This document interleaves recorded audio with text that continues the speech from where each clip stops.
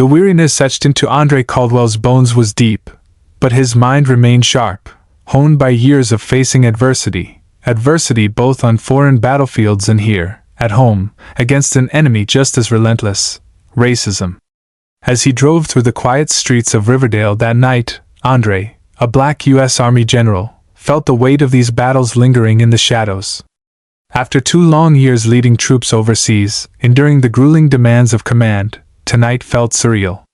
Riverdale's suburban calm stood in stark contrast to the harsh environments he'd navigated abroad.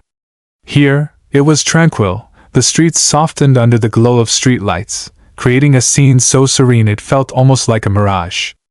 Andre was back in the heart of his hometown, a world away from the raw, rugged landscapes of conflict. But tonight, he wasn't a leader of thousands, he was just Andre, a husband, and a father, inching closer to the family he'd dreamed of reuniting with each night he'd been gone. Andre guided his car toward a small grocery store, a modest errand his wife, Renee, had requested.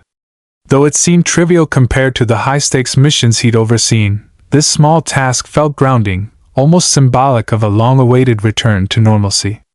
Inside, he moved through the aisles efficiently, his instincts still alert. But the quiet of the store was interrupted by a subtle tension. The cashier's eyes tracked his every step with an intensity he recognized all too well. He felt the silent judgment, the subtle reminder that, here in his own hometown, some would still see him only as a black man, an outsider under scrutiny. Before we dive into this story, don't forget to subscribe and hit the notification bell to stay updated with our latest stories.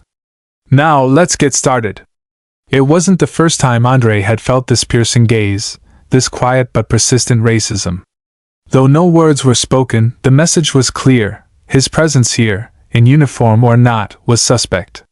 As he paid and left the store, he could feel the eyes on his back, a subtle, familiar discomfort that seemed to cling to him despite his uniform and his service.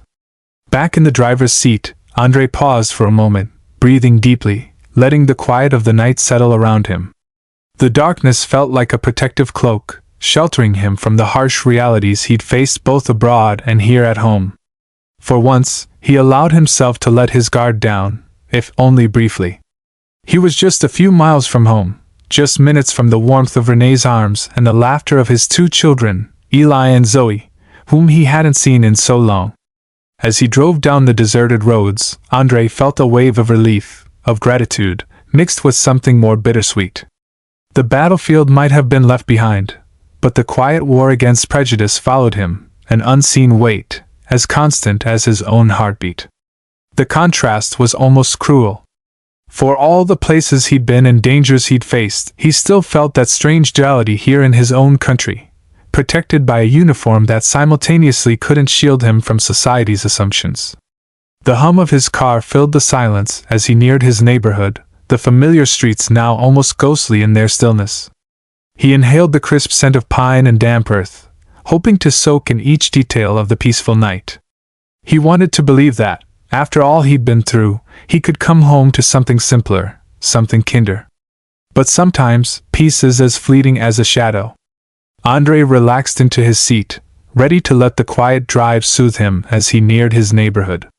Just as he turned onto Willow Lane, he noticed headlights appear behind him, a car approaching from a distance. At first, he thought nothing of it. Late-night patrols weren't uncommon in Riverdale, and he had no reason to be concerned. But as he continued down the empty street, the car's presence felt less like coincidence, and more like a shadow that refused to let him go. The headlights remained close, their persistent glow casting an eerie illumination that filled his rearview mirror. As he glanced back, Andre's instincts began to tingle, a sense honed from years of facing unexpected threats. Yet, this time, the unease felt different, not like the peril of a battlefield, but the more insidious kind he'd faced before in his own country, where assumptions ran deep and were just as dangerous.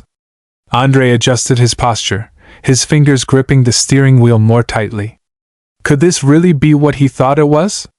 Just as the thought crossed his mind, the headlights flashed red and blue, lighting up the quiet street in a blaze of authority. The police car's blaring lights commanded him to pull over. Andre sighed, the calm he'd felt earlier slipping away, replaced by a knot tightening in his stomach. Andre had seen enough to know the risks involved in situations like this.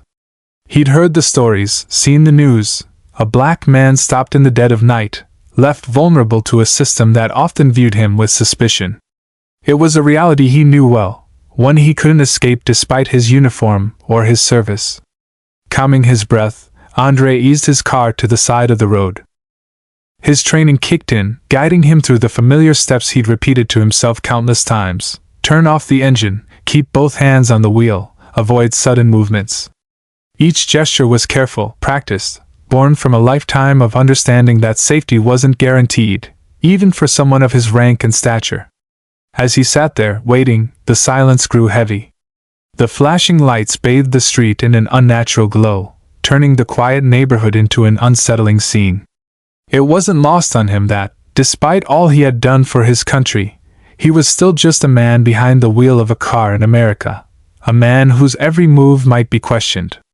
He waited, his pulse steady but alert, each second stretching longer than the last.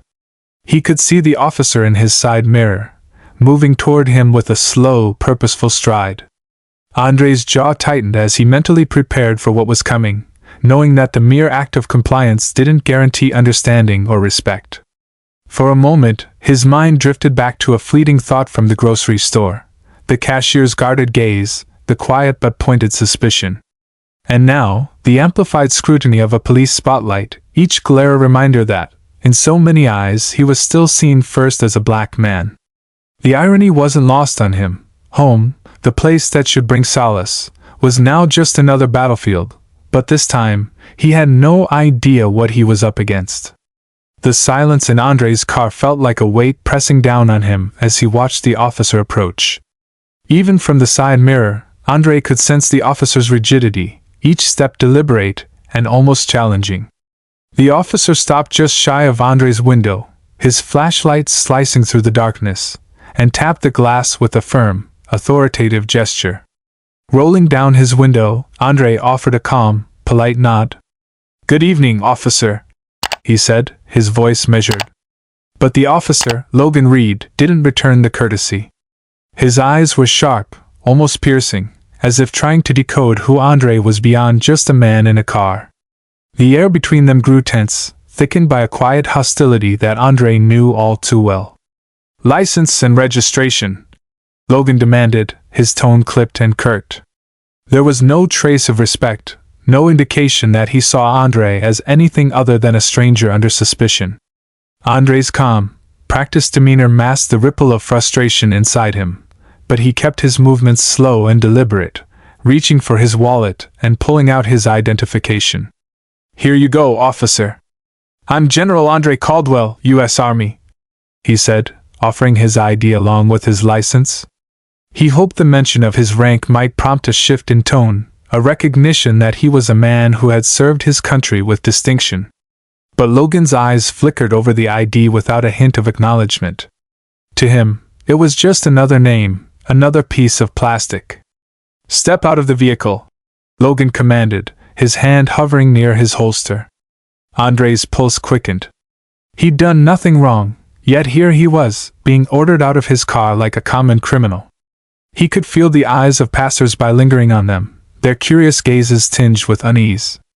Andre knew that, to Logan, he wasn't a respected general. He was just a black man who needed to be controlled, a perceived threat that had to be subdued. Andre kept his hands visible, his voice steady. "Officer, may I ask why you're requesting I step out? I've provided my identification and—" "No," Logan interrupted, his voice louder, more forceful. The command struck Andre like a physical blow, but he forced himself to stay calm. His instincts urged him to push back, to question, but his experience reminded him that resistance, even reasonable resistance, could be twisted against him. Andre exhaled, slowly opening his door and stepping out, hands raised slightly to show his compliance. Logan moved closer, his posture aggressive, eyes narrowed with what Andre could only interpret as disdain. Before Andre could speak, Logan grabbed his arm, roughly spinning him around and shoving him against the car. The suddenness of it took Andre's breath away. "Is this really necessary?" Andre asked, his voice laced with restrained anger as his cheek pressed against the cold metal of his car. He could feel the weight of Logan's hand, the raw force behind it, a force that spoke of control, of dominance, rather than law or order. "Keep quiet," Logan snapped, securing Andre's arms behind his back and snapping on the handcuffs with a harsh click. The noise cut through the night, drawing the attention of nearby pedestrians, who began to gather at a distance, murmuring among themselves. A few took out their phones, recording the scene unfolding before them. Andre could hear the whispers, sensed the shock and confusion, but none of it mattered in the moment.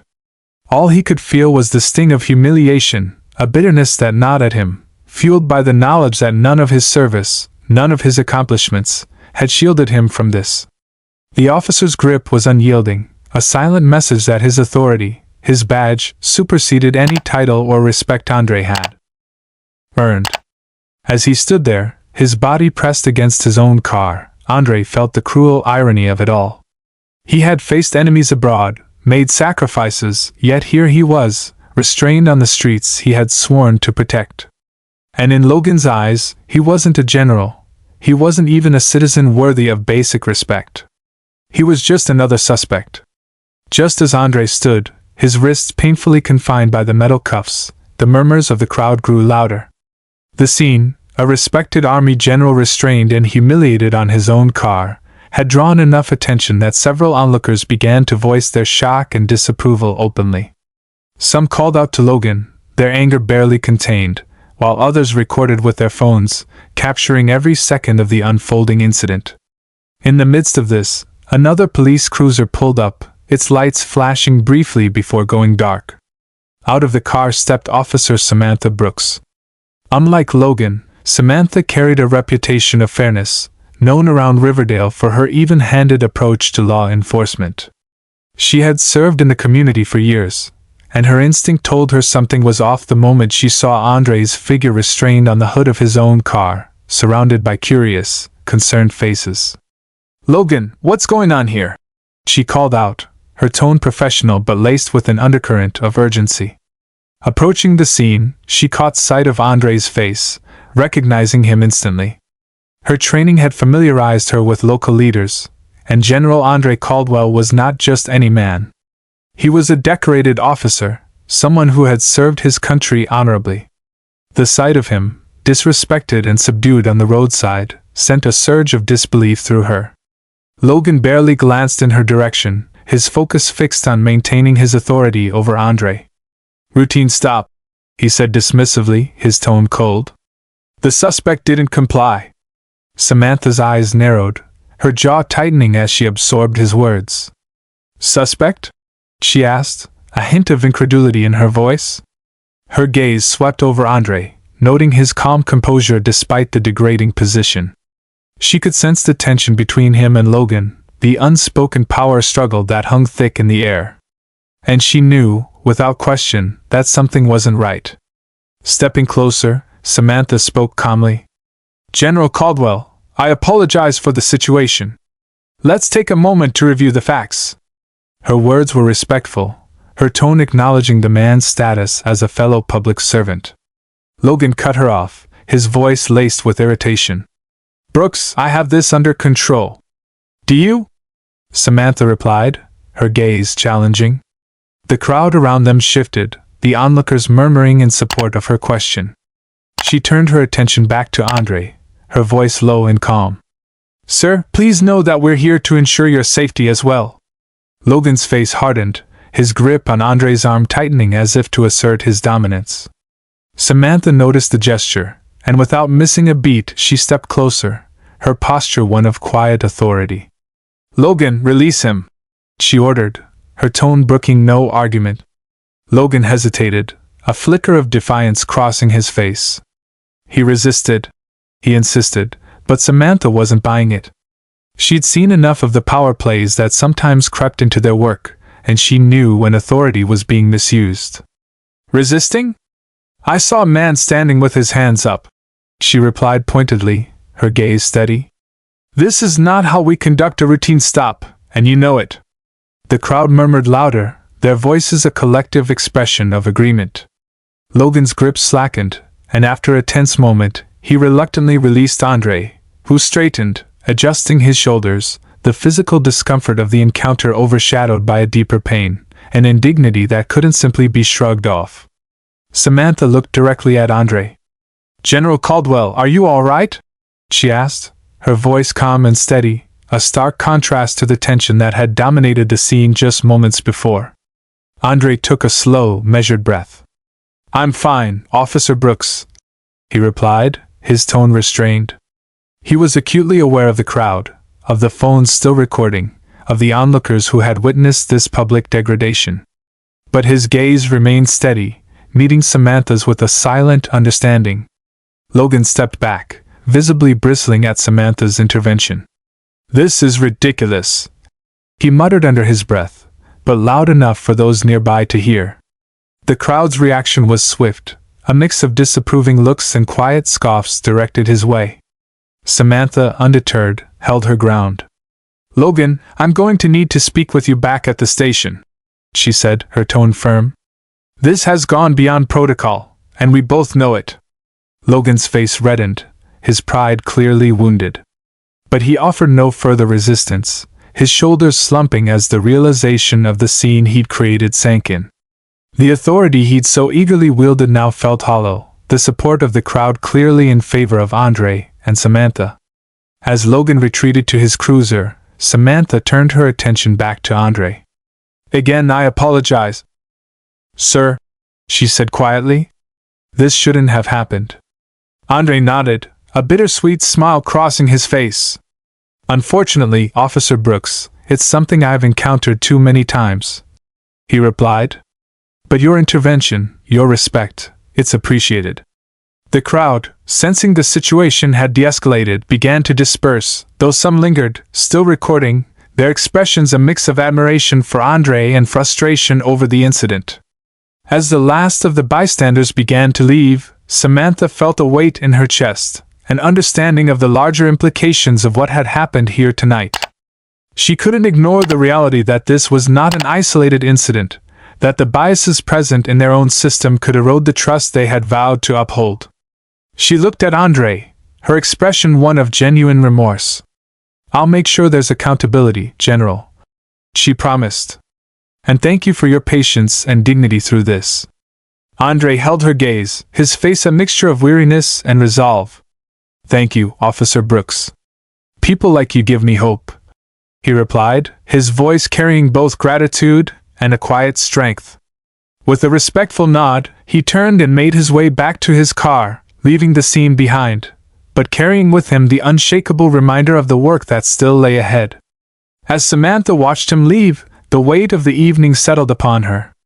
She knew that this incident would spark conversations in the days to come, conversations she was ready to face, even if it meant challenging the very system she'd sworn to protect. The night following Andre's humiliating encounter with Logan, the video captured by bystanders began circulating on social media. It spread like wildfire, reaching thousands, then hundreds of thousands.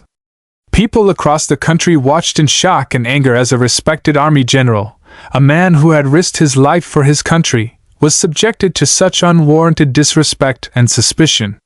For many, it was a painful reminder of a reality that Black Americans had long faced, a reality that even a decorated officer was not immune to. Comments flooded in from people horrified by the blatant prejudice they'd witnessed in the video. Messages of support for Andre poured out on every platform. Some shared their own painful experiences of being targeted or unjustly profiled, with hashtags like #JusticeForAndre and #NRacial profiling quickly trending. The video sparked intense discussions about race, respect, and the often unchecked power some officers wield over others.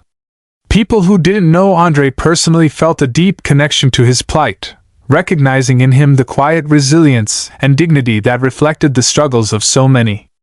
But it wasn't just the public who was affected. Andre's family, his wife Renee and their children, Eli and Zoe, were equally shaken. Watching the video of Andre being handcuffed and humiliated on the street felt like a punch to the gut. The kids had always known their father as a strong, honorable figure. To see him treated like a criminal, his status and service disregarded in an instant, shattered that image in a way they could hardly comprehend. Renee stayed up all night, replaying the video over and over. Each time, the sight of Logan's harsh treatment of Andre ignited an anger she rarely felt. She knew the challenges her husband had faced in his career, but to see him treated this way, in their own town, this was different. Her heart ached as she thought about what this incident represented. She worried about what Eli and Zoe might internalize from it, what they might come to believe about their own worth in a society that so easily stripped even their father of his dignity. In the morning, Eli, who was only 16, approached his mother, his expression clouded with confusion and hurt. "Why would they do that to Dad?" he asked, his voice barely a whisper. "He's a hero, doesn't that matter?" Renee placed a hand on her son's shoulder, searching for the right words. "Eli, your father is a hero, and nothing anyone does can change that," she said softly. "But sometimes people don't see past what they want to see. They don't see the man, the father, the soldier. They see what they're afraid of, and that fear blinds them." Eli clenched his fists, his frustration evident. "It's not fair," he murmured. "How can they treat him like that?" Zoe, his 14-year-old sister, sat quietly nearby, her face turned away, but the tears in her eyes betrayed the depth of her pain. For her, the sight of her father, usually a symbol of strength and protection, being reduced to just another suspect, was overwhelming. She had always looked up to him, a figure she believed was invincible. Seeing him brought so low by prejudice left her feeling vulnerable, as if the very foundation of her security had been shaken. Renee gathered her children close, pulling them into a hug, trying to shield them from the raw pain they felt. But deep down, she knew they couldn't be shielded from this reality. They were growing up in a world where prejudice and assumptions still thrived, where even their father, a man who had served with honor, was seen as less in the eyes of some. The weight of the night's events pressed down on them all, creating a silent resolve in Renee. She would stand by Andre, not just as his wife but as his advocate, pushing for justice and support from the very community that had witnessed his humiliation. She knew that this moment could not, and would not, be forgotten. As the morning sunlight filled their kitchen, Renee stood by the window, her mind racing. The house was silent, but her heart was anything but. She could still feel the sting of watching the video, and she knew that, beyond her anger and heartbreak, a decision needed to be made. They couldn't just let this moment pass. Andre's experience represented so many others who were suffering in silence. And though he had always preferred to stay out of the spotlight, she felt that he needed to speak, if not for himself, then for those who couldn't.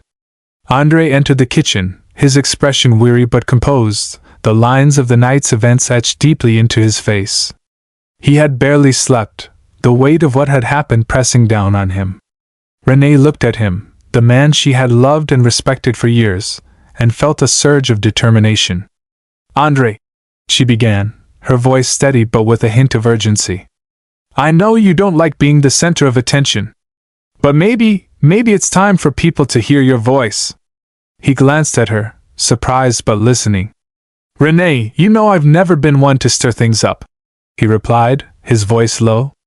"I serve, I protect. But getting involved in this, speaking out, it could change everything." She nodded, understanding his reservations. "I know, Andre. But this isn't just about us. It's about the community, about the future for Eli, Zoe, and everyone else who looks up to you. People need someone they can rally behind. They need to see that if someone like you can face this, then it's a problem we all need to confront." Andre was silent, absorbing her words. He looked toward the living room, where Eli and Zoe sat, watching him with wide, expectant eyes. Their expressions held a mixture of admiration and concern, a silent plea for him to make a stand, to show them that silence wasn't the answer. Taking a deep breath, Andre spoke, his gaze steady. "And what if it doesn't change anything? What if it just brings more pain, more scrutiny, and still leaves us right back where we started?" Renee stepped closer, placing her hand on his arm. "But what if it does make a difference?" she whispered, her voice filled with conviction. "What if you're the one who can finally make people listen, make them understand?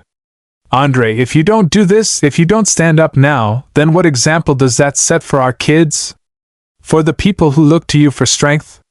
Andre's eyes softened as he looked at his wife, the strength in her gaze giving him pause. He'd spent years on battlefields, leading troops through challenges most people couldn't imagine. But this, the fight against prejudice, the battle for justice here at home, felt like a mission far greater than any he'd taken on before. Eli's voice broke the silence, quiet but resolute. "Dad, I've always looked up to you because you don't let people push you around. You taught me to stand up for what's right. If you stay silent now, after everything, how will I know that's still true?" Andre felt a pang in his heart at his son's words. It was clear that, despite Eli's young age, he understood the gravity of the moment. He saw his father not just as a parent but as a man of honor, and that image would be shaped by how Andre responded. Looking at Eli, then at Zoe, and finally back to Renee, Andre nodded slowly. "You're all right," he said, his voice steadying. "I can't just let this slide. Too many people are counting on me, even people I've never met. If my story can bring change, then it's time to tell it." Renee's face softened, a mixture of relief and pride filling her eyes. She hugged him, grateful for his courage, for the decision to step into the light and show the world the man she knew he was.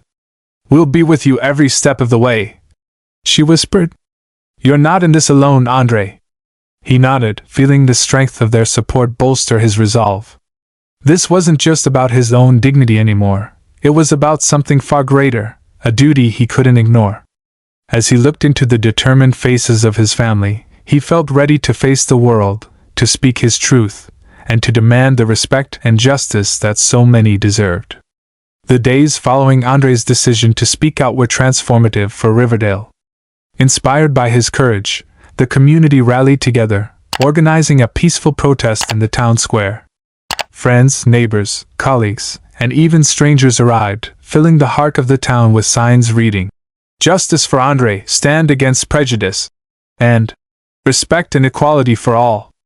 The streets buzzed with a powerful, shared purpose, the voices of the people merging into a single, unifying call for change.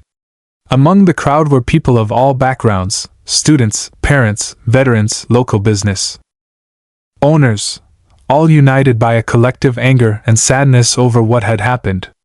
They weren't just marching for Andre, they were marching for every individual who had felt the sting of bias, the weight of judgment based solely on appearance. Together, they stood in solidarity, demonstrating that the fight against injustice wasn't just Andre's burden to bear, it was theirs as well. Speakers from all walks of life took turns at the microphone, each sharing their personal experiences, each story a reminder of why they were there. Some shared their pain, their encounters with discrimination, while others spoke of hope and the belief that, united, they could spark real change. The atmosphere was charged with emotion, a mixture of sorrow for what had happened and a fierce determination to see things change. A local pastor spoke passionately about the importance of standing up for truth and justice, emphasizing that silence only served to perpetuate the harm. "We are here," he declared, his voice resonant, "because injustice against one is injustice against all." Andre stood toward the back, humbled and deeply moved as he watched the scene unfold. He hadn't expected such an outpouring of support. He had feared his decision might go unnoticed or be met with resistance. But seeing the community come together, seeing the unwavering support and respect they offered, filled him with a renewed sense of purpose. This wasn't just a response to one night, it was a response to years of silent suffering that had finally found a voice. Next to him, Renee held his hand tightly, her eyes filled with pride as she watched the town rally around her husband. Eli and Zoe stood close by, looking out over the crowd with awe, their young faces reflecting a newfound understanding of the strength that lay in unity. For the first time, they saw that they weren't alone in this fight, that there were countless others willing to stand alongside them. As the protests continued, the chants grew louder, echoing through the streets of Riverdale. "Justice for Andre!" the crowd cried in unison. "No more silence!" The power of their words resonated through every corner, each shout an affirmation that they wouldn't back down, that they wouldn't let prejudice go unchecked.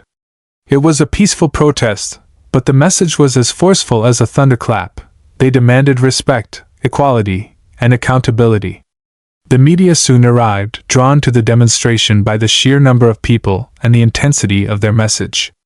Cameras captured the sea of faces, the determination etched in every expression. Reporters interviewed protesters, asking why they were there, what had compelled them to come.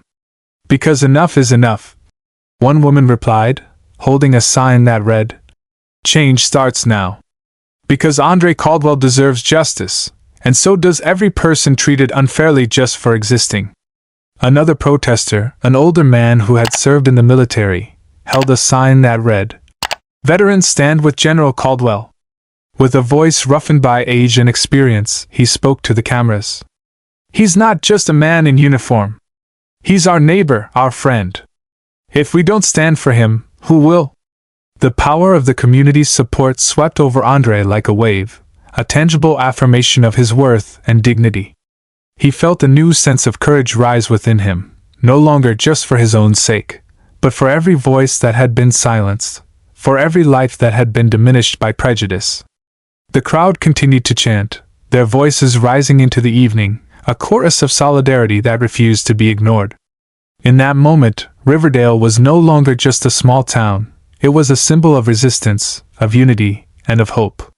As Andre looked out over the faces of his community, he felt a deep gratitude that couldn't be put into words. The journey was far from over, but he knew now that he would not walk it alone. Back at the Riverdale Police Department, the ripple effects of the protests were beginning to take hold. The video of Andre's detention, the community's united response, and the growing public outcry for accountability had created a storm the department could no longer ignore. Inside the walls of the station, an atmosphere of discomfort and unease had settled over the officers and staff, many of whom had never questioned their own biases or the practices they upheld daily. But now, with the town's watchful eyes on them, there was no escaping the scrutiny. Logan Reed, at the center of the controversy, felt the weight of his actions bearing down on him. He had been placed on administrative leave pending investigation, a move that only deepened the divide within the department. Some of his colleagues muttered their support, sympathizing with his predicament, but others, those who had witnessed the toll of racial bias and understood the need for change, were less forgiving. The station was no longer a place of camaraderie and mutual trust. It had become a battlefield of conflicting views and buried tensions brought to the surface. Captain Michael Hughes, a veteran with years of experience in law enforcement, called a meeting to address the brewing conflict. Standing at the front of the room, he looked out over his officers, his face a mixture of exhaustion and disappointment. He had always believed in the integrity of his department, but recent events had forced him to confront the reality that all was not as it seemed. "We're facing a crisis," Hughes began, his voice heavy. "And it's one that doesn't just impact the reputation of this department, it impacts the very trust we've built with the community. The incident with General Caldwell has raised questions that we can't ignore, questions about fairness, accountability, and our own role in perpetuating harmful biases." A murmur ran through the room. Some officers shifted uncomfortably, others exchanged uneasy glances. Logan sat at the back, his face flushed, his gaze fixed on the floor. He felt the weight of judgment from both sides, the anger of the public and the mixed responses of his peers. One of the younger officers, Maria Torres, raised her hand and spoke up, her voice clear but trembling slightly. "Captain, with all due respect, we need to confront the reality that this isn't an isolated incident. We need real reform, real training that goes beyond the basics, that addresses the biases that are clearly present in situations like these." A few officers nodded in agreement, while others crossed their arms, visibly resistant to her words. Logan glared at Maria, but she held her ground, refusing to be silenced. The bravery in her voice struck a chord with Hughes, who nodded thoughtfully. "Officer Torres is right," Hughes continued, his voice growing firmer. "This department is supposed to serve the community, every member of it, without prejudice or bias. What happened with Caldwell has made it clear that we're falling short of that mission. And if we're serious about doing our jobs, we have to be willing to look critically at our actions. The room grew quiet, the weight of Hugh's words sinking in. For some, it was a painful truth they had long avoided. For others, it was a validation of feelings they had kept silent for fear of isolation or ridicule.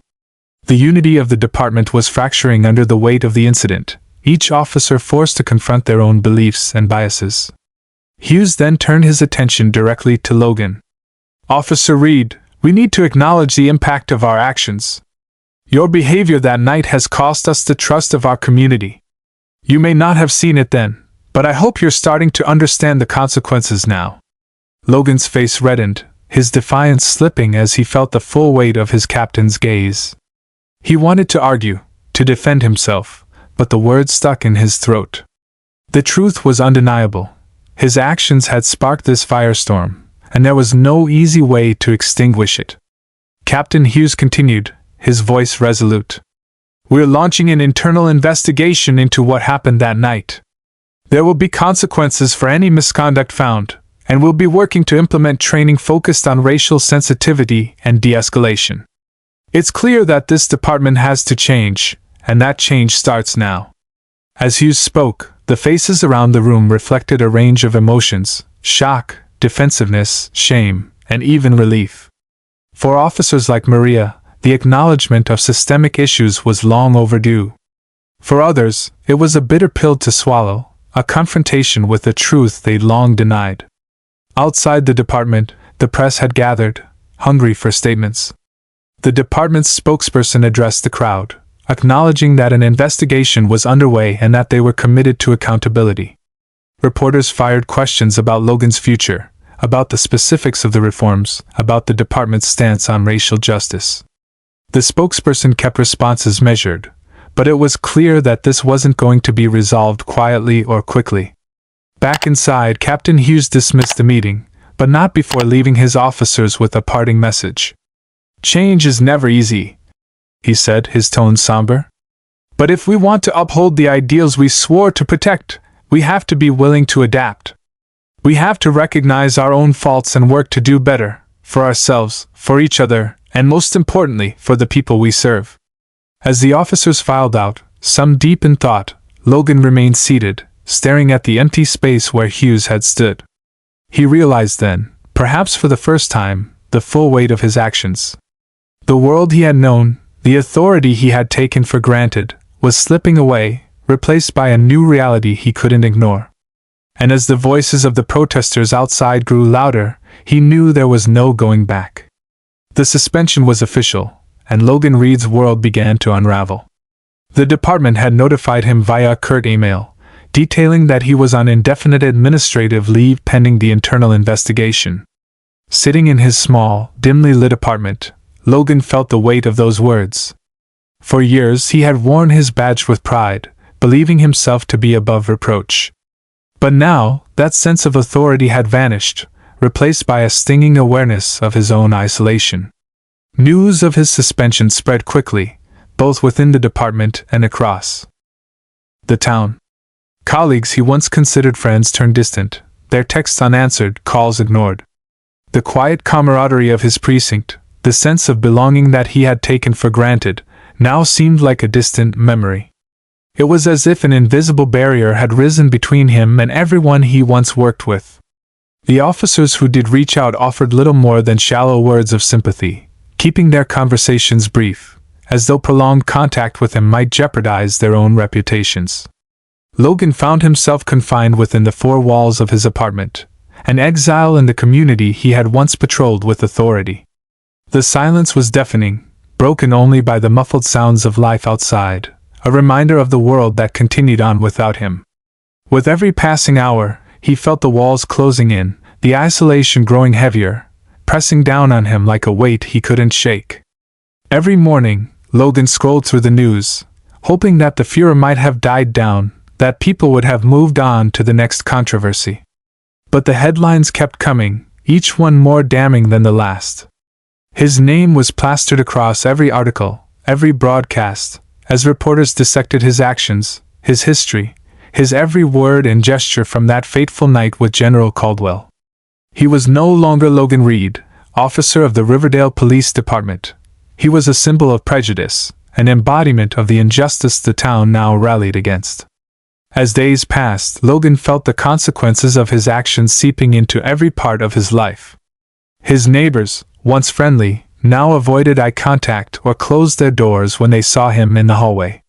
At the grocery store, he felt the cold, suspicious stares from others who whispered behind his back, recognizing him as the man who had humiliated a respected army general. Conversations would quiet as he approached, only to resume in hushed tones the moment he passed by. Each look, each whisper was a reminder of the respect he had lost, the trust he had shattered. One evening, Logan returned to his apartment to find a flyer taped to his door. "Racist cop, we don't want you here," it read, scrawled in bold, angry letters. He ripped it down, his hands shaking with a mixture of shame and anger. He wanted to scream, to defend himself, to explain that he wasn't the person they thought he was. But as he held the torn paper in his hands, he realized that words alone couldn't undo the damage.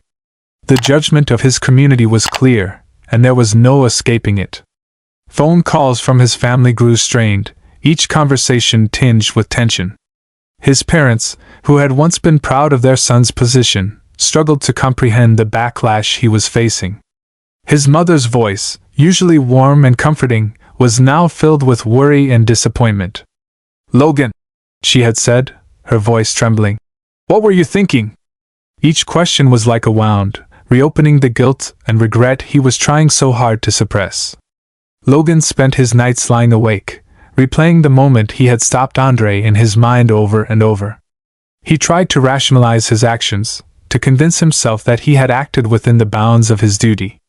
But deep down, a gnawing doubt lingered, a voice that whispered the truth he didn't want to face, that his decision to stop Andre hadn't been about upholding the law. It had been about power, about the assumptions he'd made without questioning them, assumptions that now threatened to destroy everything he had worked for. As the days dragged on, Logan's isolation grew heavier, consuming his once confident demeanor, and leaving him a shadow of the man he had been. He had always thought of himself as one of the good guys. But now, alone and disgraced, he was forced to confront a side of himself he had never seen before, a side that was capable of prejudice, of abuse of power, of failing the very people he had sworn to protect. With each passing day, the reality of his situation became clearer. He had lost his badge, his respect, his place in the community. And as he looked out at the empty streets from his apartment window, he realized with a cold, sinking certainty that he was utterly, completely alone. The impact of Logan's actions didn't just remain within the walls of the police department or his own home. It spilled out onto the streets of Riverdale, into the lives of everyday people who were shocked, angered, and hurt by what they had seen in the video. The town had always been a close-knit community, where neighbors supported each other and trust was something to be counted on. But now, that trust had been fractured, and Logan found himself squarely in the center of the storm. Protesters gathered outside his apartment, their voices rising in a chorus of frustration and determination.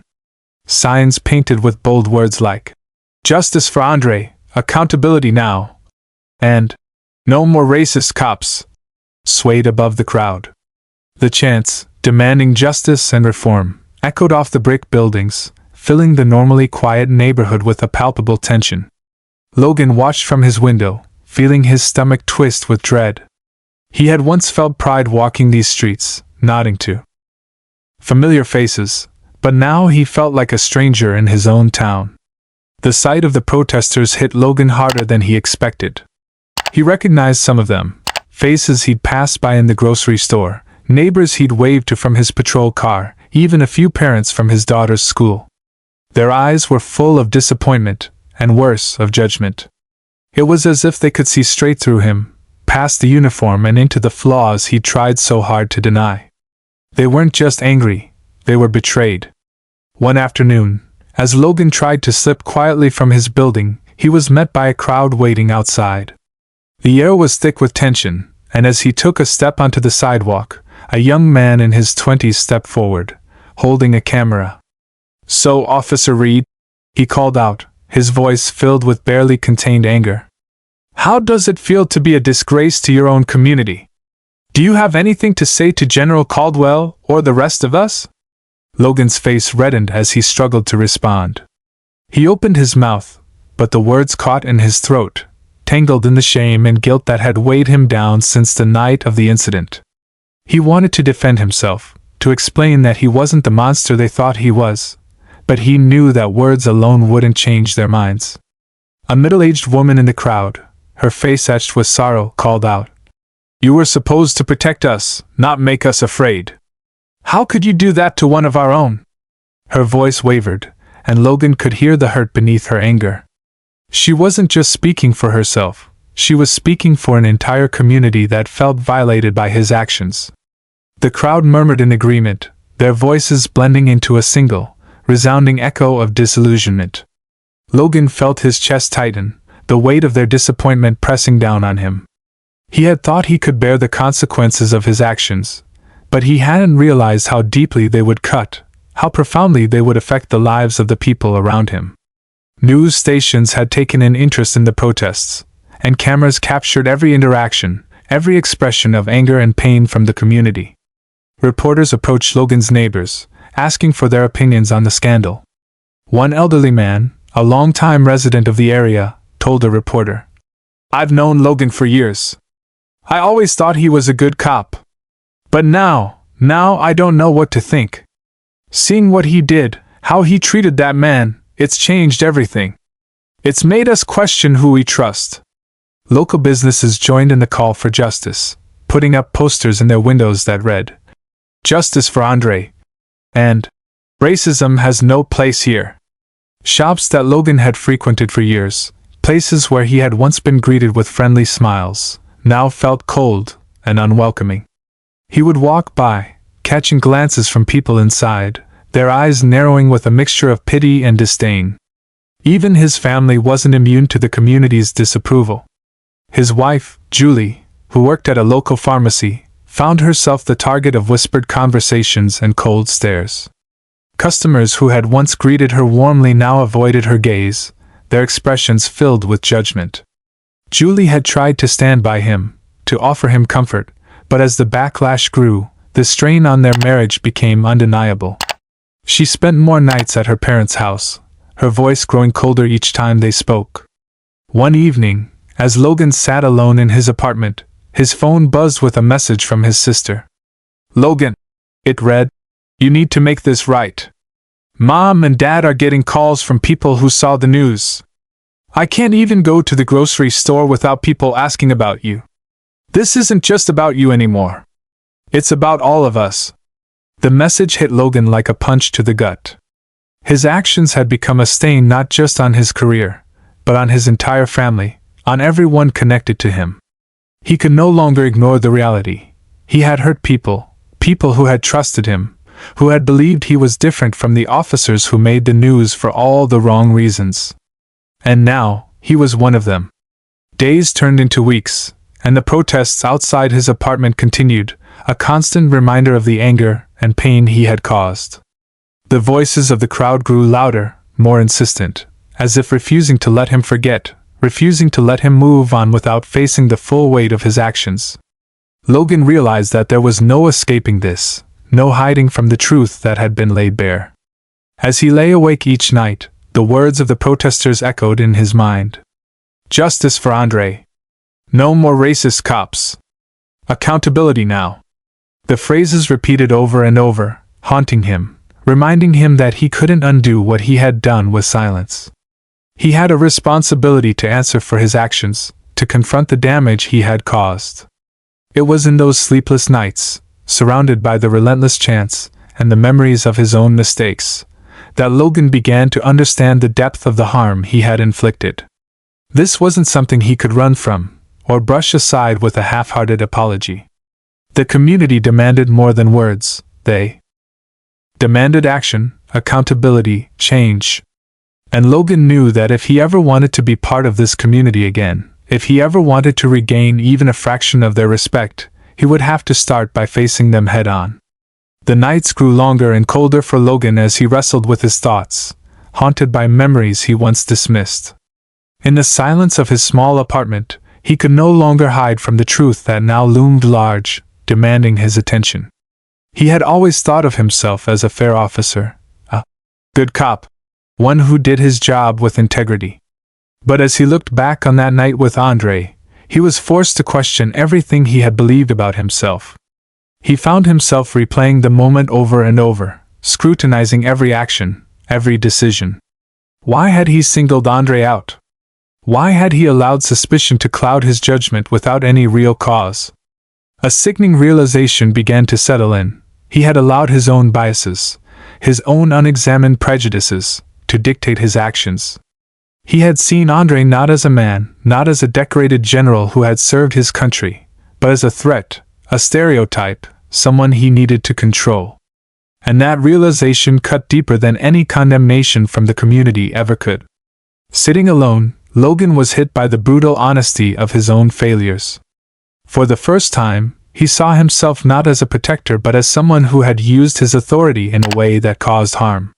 The image he had clung to, of being one of the good guys, shattered as he recognized the privilege and power he had abused. He had become the very thing he had sworn to stand against.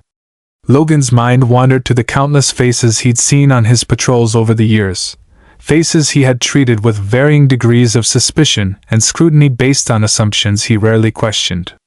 He thought of the times he'd stopped young black men on the street, the times he'd assumed hostility where there was none. He had believed he was upholding the law, maintaining order, but now he saw the truth. He had been part of the problem, part of a system that treated certain people as guilty until proven innocent. He recalled an old friend from the academy, Daniel, who had once challenged him on his views, warning him about the dangers of letting bias go unchecked. At the time, Logan had brushed Daniel off, confident in his own sense of fairness, believing that he was immune to prejudice. But now, as he sat in the aftermath of his actions, he understood what Daniel had meant. Prejudice wasn't always loud or overt. Sometimes, it was a quiet assumption, a look, a hesitation, a snap decision that went unchallenged. The weight of his mistakes bore down on him, suffocating in its intensity. For the first time in his life, Logan truly felt the burden of accountability, the awareness that he had not only failed Andre, but had betrayed the trust of an entire community. He had misused his power, and that failure wasn't just a personal one. It was a failure of the oath he had taken, the promise he had made to serve and protect. Logan's phone sat silent on the table beside him, a constant reminder of the isolation he now faced. His family had distanced themselves, his friends had turned away, and his colleagues regarded him with a mixture of pity and disdain. But more than the loss of companionship, it was the loss of respect, both from others and from himself, that cut the deepest. He no longer recognized the man staring back at him in the mirror. One evening, as he stared at the empty walls of his apartment, he stumbled across an online video of Andre's recent speech. He hesitated before clicking play, dreading the flood of guilt he knew would follow. But he forced himself to listen, to hear the pain and dignity in Andre's voice as he recounted the incident. Andre spoke not only of his own experience but of the countless others who had faced the same unjust treatment, the same presumption of guilt. His words were powerful, filled with a quiet strength that Logan could hardly bear to witness. "You didn't see me for who I am," Andre said in the video, his voice steady but full of conviction. "You saw a threat, a stereotype, something that needed to be controlled. But I am more than that. We are all more than that." Logan felt a pang in his chest, the words piercing through the layers of denial he had built around himself. He had reduced a man who had served his country, who had given his life to protect others, to a mere label. And in doing so, he had failed to see Andre's humanity, his dignity, his worth. That realization left Logan feeling hollow, as if a part of him had been stripped away, leaving only the raw truth beneath. In that moment, he knew that an apology alone would never be enough. Words couldn't undo the harm he had caused, the trust he had shattered, or the pain he had inflicted. If he truly wanted to make amends, he would have to start by confronting the part of himself he had long ignored, the part that had allowed prejudice to fester unchecked, the part that had convinced him he was above it all. Logan closed the video, his mind reeling.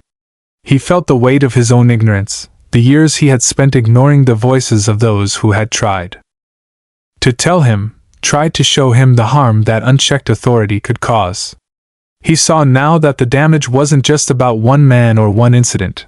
It was about a lifetime of unchallenged assumptions, about a system that allowed people like him to wield power without reflection or accountability. And so, alone in the dim light of his apartment, Logan made a silent vow. He didn't know what it would take, or how long it would be, but he would start by facing his own failings. He would begin the long, painful process of becoming someone worthy of the trust he had broken. It would be a journey he would walk alone, and it would require him to tear down everything he had once believed about himself. But for the first time, he understood the importance of that journey. He knew that he could not change the past, but he could choose to change the man he would be in the future. With a newfound awareness and a heavy heart, Logan took his first steps toward making things right. It wasn't just about clearing his name or regaining his position. He knew those days were over. This journey was about regaining something far deeper, his sense of integrity, his purpose, and his understanding of what it truly meant to serve others with honor. One of his first actions was to reach out to community leaders in Riverdale, people he had often overlooked or dismissed during his time as an officer. He contacted Reverend Samuel Dixon, a respected figure in the town who had been active in the recent protests. Reverend Dixon was known not only for his calm strength but for his commitment to healing divides within the community. Logan had seen him from afar, speaking at rallies, organizing vigils, and offering words of comfort and empowerment to those who felt disillusioned and betrayed. Logan's hands shook as he dialed the number, half expecting Dixon to refuse his call. But the Reverend answered, his voice calm yet cautious. "Officer Reed," he said, his tone measured. "What can I do for you?" Logan took a deep breath, feeling the weight of his own words. "Reverend Dixon, I need to make this right. I don't know how, but I want to start by listening, by learning what I can do to undo some of the harm I've caused. I understand if you don't want to speak with me, but if there's any way I can help or atone, I'm here." There was a pause, and Logan held his breath, waiting for the response. Finally, Reverend Dixon spoke, his words slow and deliberate. "Logan, atonement isn't about what you say, it's about what you do. I'll meet with you. But understand, this won't be an easy road. True change takes time, commitment, and humility. If you're willing to walk that path, we'll begin." Over the next weeks, Logan attended community meetings, workshops on bias and prejudice, and sessions led by people who had experienced the brunt of discrimination firsthand. He sat silently in the back, listening to stories of pain, anger, and betrayal, stories that mirrored what he had put Andre through. It was a harsh mirror, one that forced him to confront not only the impact of his actions on Andre, but also the impact of countless moments in his career when he had looked the other way, assuming his badge meant he was beyond fault. The community was skeptical at first, eyeing him with a mixture of distrust and resentment. Some attendees openly questioned his motives, challenging him to explain why he thought he deserved a second chance. Logan didn't try to defend himself. He let their words sink in, acknowledging their pain, understanding that he wasn't there to make excuses but to rebuild a shattered trust. Each interaction left him feeling stripped bare, vulnerable, but he knew it was necessary. This was a responsibility he could no longer avoid. One evening, after a particularly intense session where participants shared deeply personal stories of being profiled, Reverend Dixon pulled him aside. "You've shown up, Logan," he said, his voice calm but firm. "And that's a start. But showing up is only the beginning. True change will be reflected in your actions, in your choices, in the commitment you make to being an ally, not just when it's convenient but when it's difficult." Logan nodded, the weight of the Reverend's words settling over him. He understood now that this journey was not about absolution, it was about transformation. He couldn't undo what he had done, but he could choose who he would become. The path would be long, and he knew there would be days when the weight of his mistakes felt unbearable. But for the first time, he felt a sliver of hope, a hope that he might, through honesty and humility, one day earn back the respect of his community. Andre Caldwell sat quietly at his dining room table, his mind racing as he tried to gather his thoughts. Outside, he could hear the faint sounds of the community rallying in support, the murmur of voices, footsteps, and a few shouts of encouragement drifting through the open window. Each voice outside carried with it the weight of a shared purpose, a unified cry for change that had resonated deeply in the days since his arrest. And now, the community wanted to hear from him, a call he couldn't ignore. On the table before him were scattered notes, hastily scribbled phrases, memories, and reflections he had jotted down over the past few nights. Each word held a part of his experience, each line a fragment of the journey he had lived and endured. Yet, as he looked at them now, Andrei felt the gravity of the moment settling in. This was more than just his story. It was a story that belonged to so many others, a story of a community that had long felt unseen, unheard, and misunderstood. Renee, his wife, sat across from him, her presence a steadying force amidst his scattered thoughts. She reached out, placing a hand on his, her eyes full of encouragement. "Andrei," she said softly, "you don't have to carry this alone. You've got a whole community behind you. Just speak from your heart. They need to hear the truth, and nobody can tell it better than you." He nodded, feeling the warmth of her words ease his tension, if only slightly. But as he glanced at the window, the sense of responsibility settled over him again. He wasn't just speaking for himself, he was speaking for his family, for his children, for all those who had been silenced.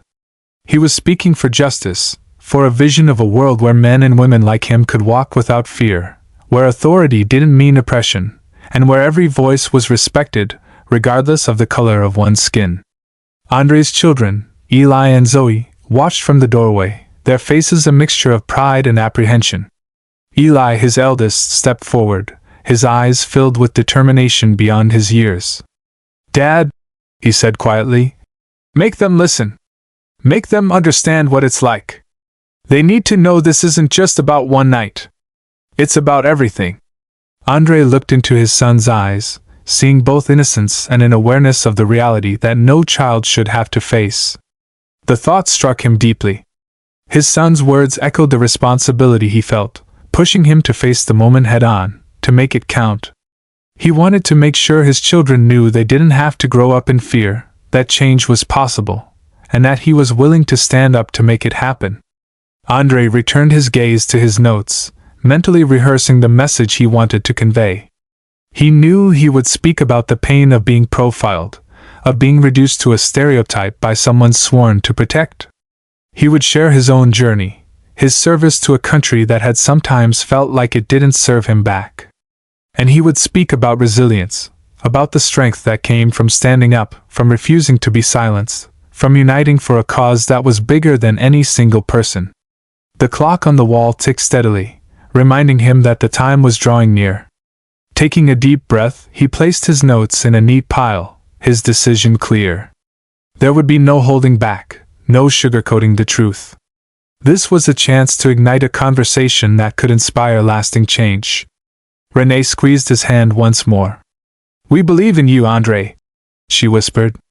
"They believe in you. Show them who you are." With her words as his anchor, Andrei rose from his chair, a quiet resolve radiating from him. He walked toward the door, glancing back at his family one last time.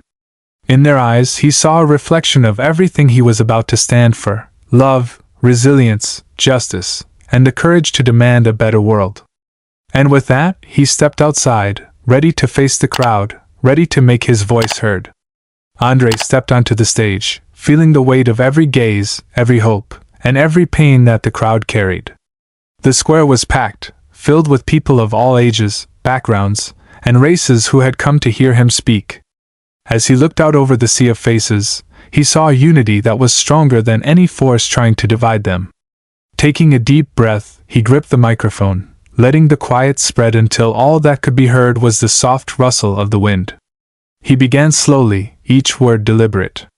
"Good evening, everyone," he said, his voice calm but heavy with purpose. "My name is Andrei Caldwell. I'm a husband, a father, and a man who has spent his life serving this country, believing in the ideals of justice, equality, and freedom. But as many of you know, Just a few days ago, I was treated not as a protector or a citizen, but as a threat, as if my value were diminished by something as arbitrary as the color of my skin." His words settled over the crowd, a murmur of agreement rippling through the people. Andre took another breath, steadying himself, and continued. "What happened to me was wrong, but what's worse is that it's not unique. What I experienced that night was a reflection of what so many in our community experience every day. My story is just one of thousands, but I stand here today to tell it, because this isn't just about me.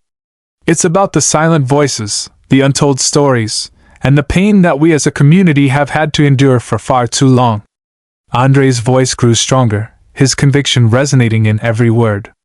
"I spent years in service to this country, believing that I was part of something greater. I believed that my uniform would be enough to protect me, that my record, my dedication, would shield me from prejudice. But it didn't. In that moment, none of that mattered to the officer who saw me. All he saw was a black man in a car, and that was all he needed to assume I was dangerous, to treat me like I was less than human." The crowd fell silent, captivated by Andre's vulnerability, by the raw honesty in his voice.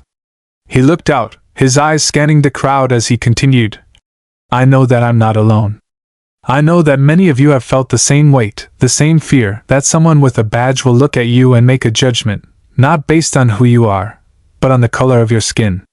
And that fear isn't just an experience, it's a burden that has been passed down through generations, a shadow that hangs over our lives and dreams." Andre paused, letting the words sink in, feeling the collective resonance of shared pain. "This isn't the country I fought for," he said, his voice tinged with sadness. "I didn't stand on foreign soil, risking my life, so that I could come home and face the same kind of discrimination here. No one should have to fear those who are supposed to protect us. No one should have to live in a system where they are assumed guilty until proven innocent just because of the way they look." A few voices in the crowd called out in agreement, and Andre's heart swelled with gratitude for their support. He knew the courage it took to acknowledge that reality, to face it openly. "Racism isn't just about individual acts of hate," he continued. "It's about the assumptions we make, the systems we accept, the silence we allow. It's in the way we look the other way when we see injustice. It's in the way we dismiss a person's pain because it makes us uncomfortable." Andre's voice grew firmer, his words unwavering. "What happened to me is a reminder that we have a long way to go. This isn't just about changing laws or policies. It's about changing minds, hearts, and the very foundation of how we see each other. I am not a threat. My son, my daughter, my neighbors, they are not threats. We are human beings, deserving of respect, safety, and dignity." The crowd erupted in applause, some wiping away tears, others nodding in agreement. Andre looked out, his heart pounding as he felt the power of the unity. "This is a fight for our humanity," he said. "For a future where our children don't have to live with the fears we've known, where they can grow up believing that they are valued for who they are, not judged by the color of their skin." Andre closed his eyes briefly, gathering his strength for the final words. "We cannot wait for change to come from others. We must be the change, each of us, in how we see, how we listen, and how we act. Let this moment serve as a reminder that we are stronger together, and that, with unity and courage, we can build a world where justice is more than a promise, it's a reality." As he stepped back from the microphone, the applause thundered through the square, the crowd's energy charged with hope, pain, and a collective resolve to fight for the future Andre had envisioned. His words echoed in their minds, sparking a flame that he hoped would burn long after the night had ended. As the applause softened, Andre took a steadying breath, looking out at the crowd with renewed determination. The time had come not only to share his pain but to inspire a movement, a call to action that would transform their collective outrage into lasting change. His voice rang out strong and clear as he began to speak again, this time with a tone that urged each person to look inward and outward, to realize the power they held to rewrite the narrative of their community. "I stand here today, not just to share my story, but to invite each and every one of you to be a part of something bigger," he said, his words carrying a weight that settled deeply in the hearts of those listening. "Change doesn't happen because one person speaks out. It happens when we all raise our voices, when we all decide that enough is enough. Andre paused, scanning the faces in the crowd, seeing their anticipation and willingness. We can no longer wait for someone else to fix this. We can't wait for institutions to correct themselves. If we want a world where our children are safe, where everyone is treated with dignity, then we need to build that world together, here and now. It begins with us, with our choices, our courage, and our collective voice. He continued, gesturing to the people gathered before him. Each of you has a role to play in this fight. Every act of kindness, every moment you choose to listen instead of judge, every time you stand up for what's right, those moments are the building blocks of a better future. When you call out injustice, when you refuse to stay silent, you're setting an example, not just for yourselves but for the generations who will come after us. Andre's words resonated deeply, reaching every corner of the crowd. He knew that for many, the prospect of change felt overwhelming, even unattainable. But he was determined to show them that change, real change, started small. It started with each decision, each interaction, each stand taken against prejudice. He leaned forward, his gaze sweeping across the crowd, and continued with renewed conviction. Tonight, I'm asking each of you to carry this message forward. Speak to your neighbors, teach your children, support those around you who feel unseen, unheard. This isn't a job for just a few. It's a responsibility we all share, because when one of us is oppressed, none of us are free. A young woman near the front raised her hand, her voice shaky yet determined. How do we keep this going, Andre? How do we make sure this doesn't fade away once the news stops covering it? Andre smiled, her question reaffirming the spark of hope he had been nurturing. We keep it alive by acting, by refusing to forget, by holding each other accountable, he replied. We make a promise to ourselves and to each other that this will not end here. Attend meetings, volunteer, educate others, support reforms that bring transparency and accountability.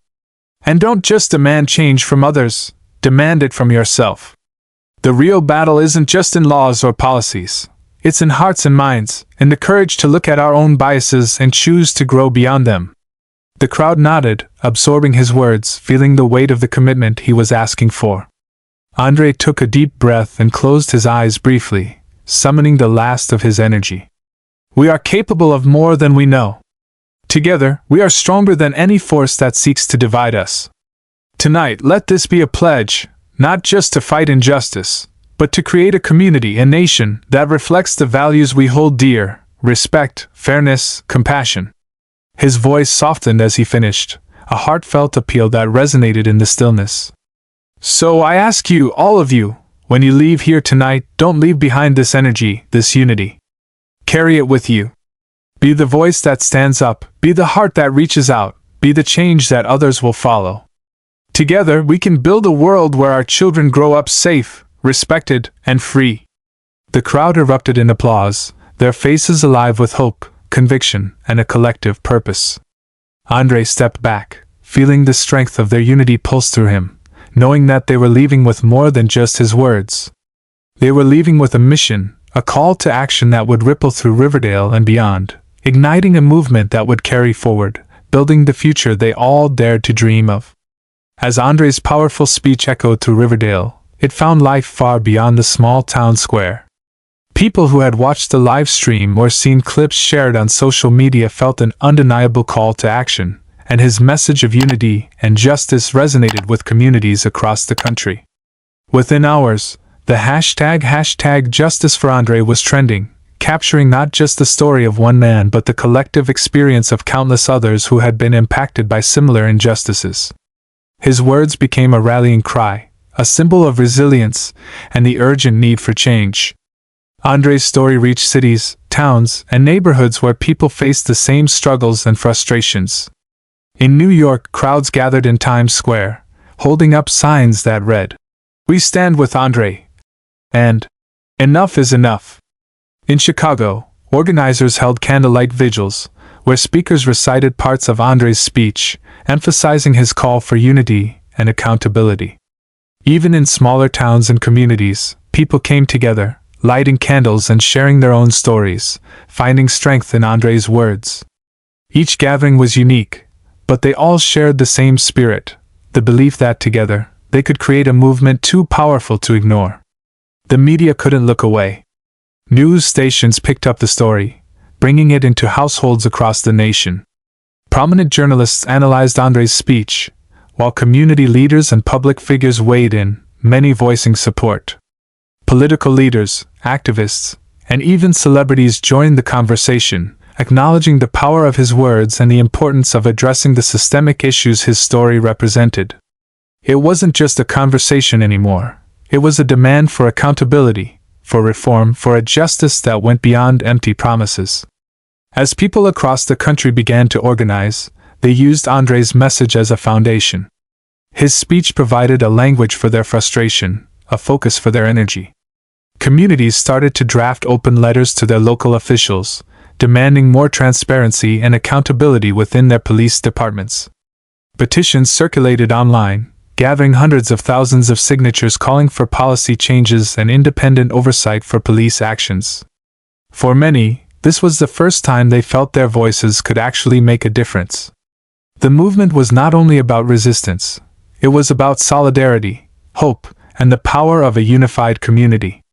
Videos surfaced of people sharing stories similar to Andre's, standing side by side with neighbors, friends, and even strangers, finding strength in numbers. The ripple effect was undeniable. What began as a single man's story had transformed into a nationwide call to action, with thousands of voices united by a common purpose. In schools, teachers discussed Andre's story with their students, using it as a lesson on justice, empathy, and resilience. Parents shared the news with their children, explaining the importance of standing up for what is right, even in the face of adversity. Faith leaders spoke about the importance of compassion and understanding, urging their congregations to be part of the change. Everyone, it seemed, found a way to contribute, to take part in the movement sparked by Andre's courage. Through it all, Andre remained humble, watching the movement grow from his small home in Riverdale with a mixture of pride and responsibility. He hadn't intended to become a national figure, but now that he felt a renewed sense of duty, not just to his family and town, but to every person who believed in the promise of justice. His story was no longer his own. It had become part of a larger tapestry, a shared vision for a future where dignity and fairness were rights, not privileges. Andre knew this was only the beginning. The strength of this movement depended on the commitment of everyone who joined it. He realized that real, meaningful change would require persistence, dedication, and a willingness to fight through the setbacks and challenges.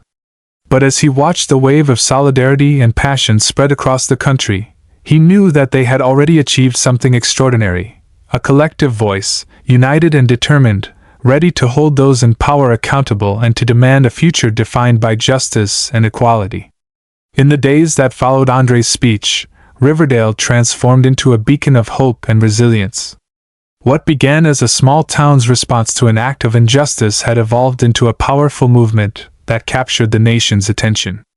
People from neighboring towns and distant cities traveled to Riverdale, not only to show support but to be part of the energy that had awakened this community. Streets and storefronts were decorated with signs that read, "United for Justice, Stand with Andre," and "Riverdale Strong." The town had become a gathering place for those inspired to make a difference, a place where people of all backgrounds could come together with a shared purpose. On Saturday morning, the town square was alive with hundreds of supporters, from local families to visitors who had driven hours to be there. Volunteers set up tables distributing flyers, information on peaceful protests, and details about how to get involved in local reforms. Community leaders, teachers, faith groups, and youth organizations all came together, each contributing in their own way. Even local businesses displayed messages of support, offering their spaces for meetings, forums, and resources for those who wanted to learn and participate. Among the crowd, familiar faces mingled with newcomers. Neighbors who had lived side by side for years but had rarely spoken now found themselves sharing stories, exchanging ideas, and working together. There was a shared understanding, a silent acknowledgement that this movement was about more than one man's story. It was about redefining what Riverdale could be, about proving that even in the smallest towns, people had the power to make change. The energy in Riverdale was contagious. In the heart of the town square, a massive mural was unveiled, painted by local artists and depicting Andre's face alongside words of hope and justice. The mural quickly became a focal point, a place where people gathered to reflect, to take photos, to remember why they had come together.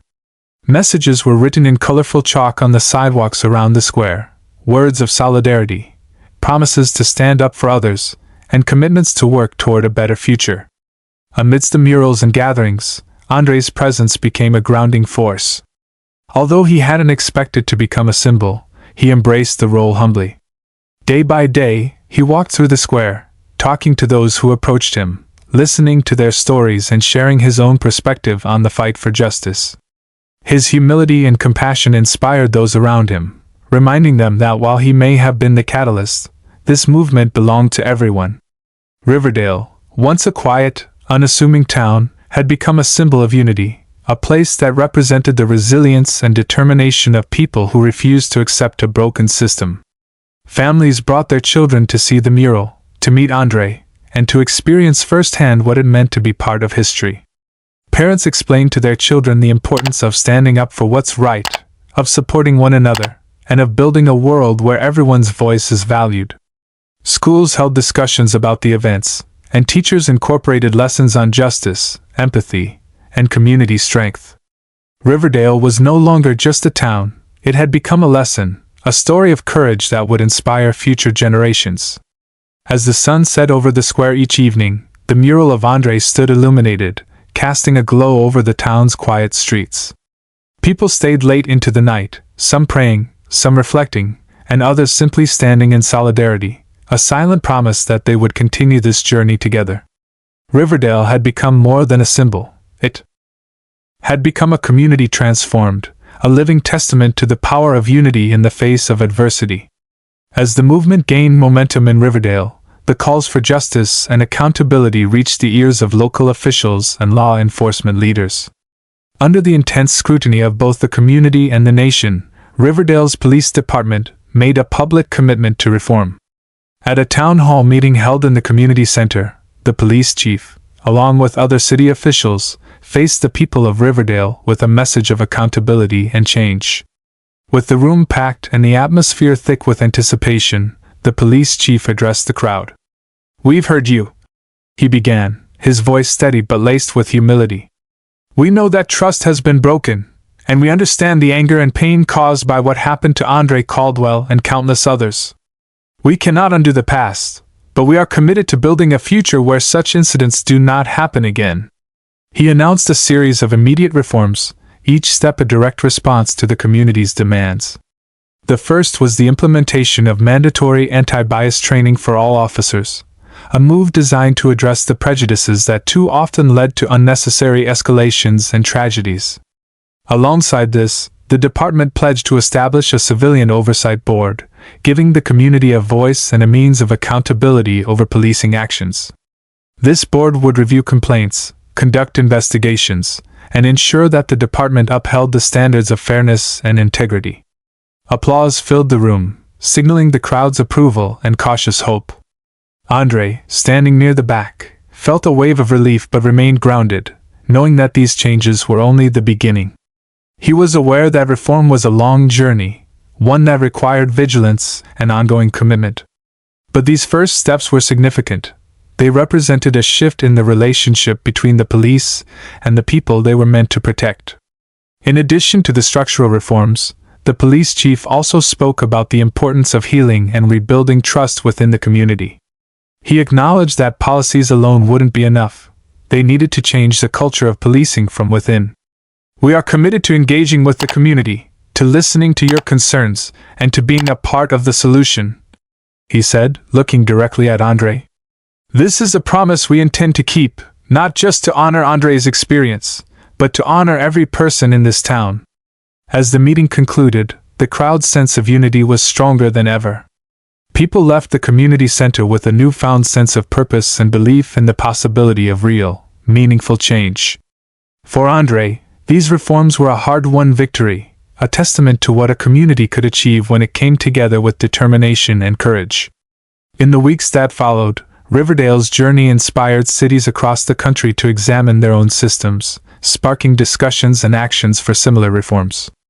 Andre's story and Riverdale's response had shown the nation that change was possible, that even the smallest voices could make a difference when united. With these reforms in place, Riverdale became a model of accountability and transparency, a symbol of how one town's determination could ripple outward, inspiring a movement that would shape the future of justice and equality in communities everywhere. Days after the town hall meeting, Logan Reed reached out to Andre, requesting a conversation. Andre was initially hesitant. He knew this encounter would dredge up painful memories, but he also understood that real change demanded confrontation, not avoidance.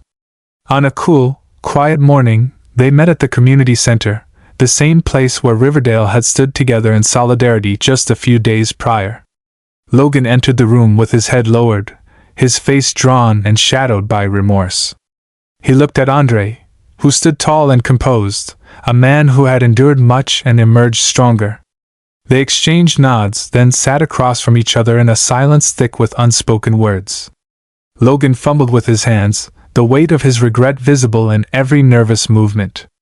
Finally, Logan took a deep breath and began. Andre, I don't know where to start. I can't undo what I did, but I need you to know, I'm sorry. I realize now that I acted out of fear and assumptions, not fact. I saw you not as a man, but as a threat, and that was my failure. Andre listened, his expression calm but focused. He allowed Logan's words to sink in before responding. I appreciate you saying that, Logan. But do you understand why it was wrong? This isn't just about one bad decision. This is about the mindset, the prejudice that led you to that decision. It's about the entire system that gives people the power to act on those biases without thinking about the consequences. Logan nodded, his eyes cast downward. I do understand. Or at least, I'm beginning to. I used to think of myself as a good cop, you know? Someone who did the right thing. But after what happened with you, I had to take a hard look at myself. I saw how my own biases, ones I didn't even want to admit I had, led me to hurt someone who didn't deserve it. And I realized that if I want to be better, I have to start by facing those biases. Andre's gaze softened slightly, seeing the conflict and regret in Logan's eyes. Logan, I've faced prejudice my entire life. And as a black man, I've learned to navigate it, to brace myself for it. But that night, you reminded me that even my accomplishments, my sacrifices, don't shield me from the reality of being judged by my skin. I want you to understand that I am not an exception. This happens to people every day who don't have a platform or a community to stand up for them. Logan's voice grew quieter, more introspective. I know. And that's why I'm here. I want to do more than just apologize to you. I want to make amends. I know words aren't enough, and I know it'll take more than just me, but I'm committed to doing the work to make things right. Not just for you, but for everyone in this town who deserves to feel safe, who deserves to trust the people meant to protect them. Andre nodded, recognizing the sincerity in Logan's words but also the gravity of the commitment he was making. Making things right isn't going to be easy, he said. It's going to mean holding yourself and others accountable, even when it's uncomfortable. It's going to mean having these difficult conversations, facing criticism, and staying committed long after the spotlight fades. Are you prepared for that? Logan met Andre's eyes for the first time, his expression resolute. Yes. I am.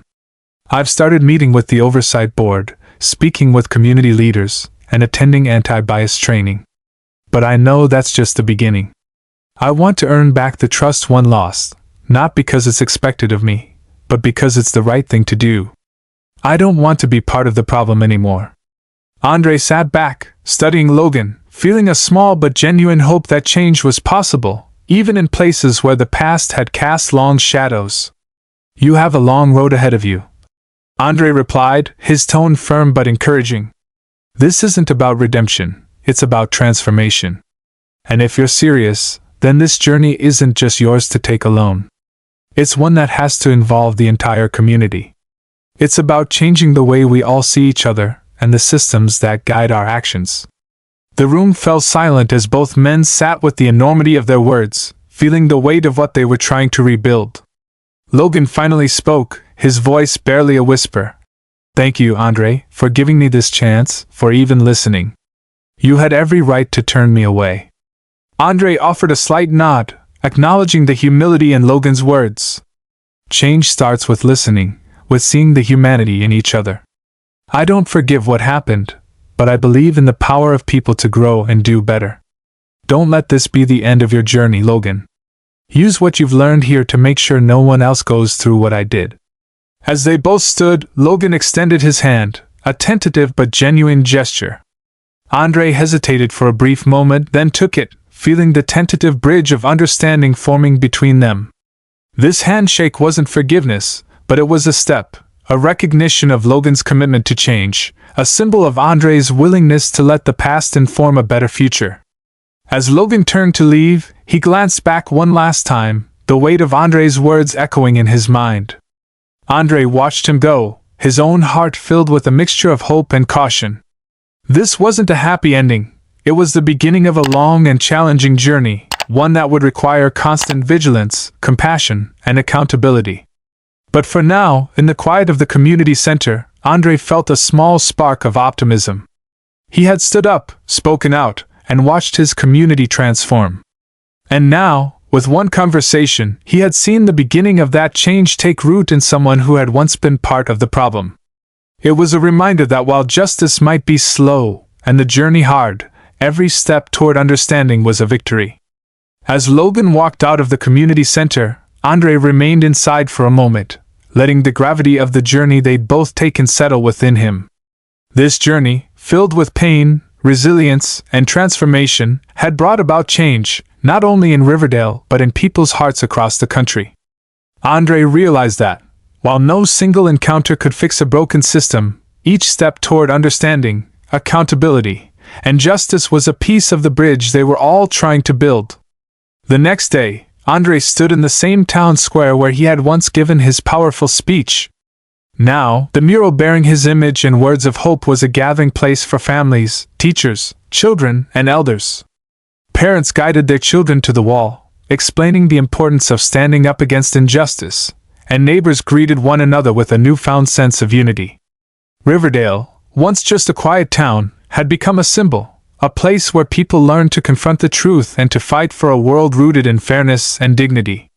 Andre took a deep breath, the sight before him filling him with a profound sense of pride. He could see that this movement was now beyond him. His role had been to spark the flame, but it was the people, the teachers, the children, the neighbors, who had kept it burning. In the days and years to come, it would be up to them to nurture it, to protect it, and to make sure it spread far beyond their town. On the steps of the community center, Andre gathered with community leaders, local officials, and members of the new Civilian Oversight Board. Together, they announced additional reforms, pledging ongoing community engagement, open discussions, and a commitment to transparency within the police department. They all spoke of how Riverdale's journey would inspire similar efforts across the country, as other communities began implementing oversight boards and creating forums for open dialogue. It was a monumental moment, and Andre knew this was just the beginning. Change doesn't come overnight, Andre said, addressing the crowd. But with each voice, with each person who chooses to act, we build momentum. And that momentum will carry us, even when the journey is hard, even when the road seems long. We must remember that progress is built one step at a time. As his words washed over the crowd, there was a palpable feeling of determination, hope, and resilience. People weren't just there to listen. They were there to commit to a shared vision. Andre could see it in their eyes, the understanding that this was their fight, that the future of Riverdale, and indeed of many towns across the nation, rested on their shoulders. Standing by his wife, Renee, and his children, Eli and Zoe, Andre felt an overwhelming sense of gratitude. His family had been his anchor, supporting him through every hardship, every sleepless night. They had walked this journey with him, and now they stood by his side, sharing in the triumph of their community. Renee squeezed his hand, her eyes shining with pride. "You did it," she whispered, her voice filled with warmth and strength. But Andre shook his head gently, a soft smile on his lips. We did it, he replied, looking not only at his family but at the people of Riverdale who had come together to make this change possible. All of us. The event drew to a close as people began to disperse, carrying with them the promise of a new future. But before they left, many approached Andre, shaking his hand, thanking him, sharing their own stories of resilience and hope. As he listened, he realized how deeply this movement had touched so many lives. As the crowd thinned, Andre took one last look at the mural, feeling the weight of his responsibility and the promise of what lay ahead. He turned to the camera, his expression resolute, and shared one final message for anyone watching. To everyone who has supported this journey, who has believed in justice, who has stood up for what's right, I thank you. Change isn't easy, and it doesn't happen alone. It's something we create together, with every step, every voice. And if this story has inspired you, I invite you to stay connected, to keep raising your voice, and to join us in this ongoing journey. If you believe in justice, if you believe in equality, please subscribe to our channel. Let's keep these stories alive and continue to inspire each other to build a world where every single person is treated with dignity. With that, Andre's message was clear. This wasn't the end of the story, but the beginning of a new chapter, one filled with hope, resilience, and the unbreakable belief in a better tomorrow. The movement born in Riverdale would echo across communities and generations, leaving a legacy of courage and compassion that could never be erased.